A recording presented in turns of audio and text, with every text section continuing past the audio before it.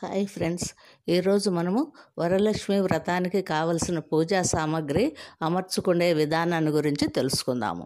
వరలక్ష్మి వ్రత పూజకు కావలసిన సామాగ్రి పసుపు, కుంకుమ, తమలపాకులు, వక్కలు, అరటిపళ్ళు, ఊదుబత్తీలు, కొబ్బరికాయలు, కలశం మీదకి కొబ్బరికాయ అర్చనకు దీపారాధనకు ఉంది, పెద్దది చిన్నది దీపారాధనకు ఉంది, గంధం గంట, హారతి పళ్ళెం, ఒత్తులు, దీపారాధనకు ఆవు నెయ్యి, అమ్మవారికి కలశము, అర్చన కలశము, పంచామృతాలు, అమ్మవారికి పీట, ఒక పళ్ళెము, దీపారాధన, హారతి పళ్ళెము, బియ్యంతో ఉన్న చిన్న పళ్ళెము, పసుపు గణపతికి ఒక రవిక గుడ్డ, అమ్మవారికి అలంకరణ సామాగ్రి, వడపప్పు, పానకము, కుంకుమతో అద్దిన 2 వస్త్రాలు, పత్రితో రుద్రాక్షమాలగా చేసిన పసుపు కుంకుమలతో అద్దిన యజ్ఞోపవీతము, అర్చన కలశము, పక్కన గిన్నె, ఆచమనమునకు గ్లాసు, పక్కన పళ్ళెము, కొద్దిగా యాలకులు, లవంగాల పొడి, కూర్చున్న వారికి తగినన్ని పీటలు, మామిడాకులు, మందిర అలంకరణకు చిల్లర రూపాయలు, గంధపు నీరు, నవసూత్రములు,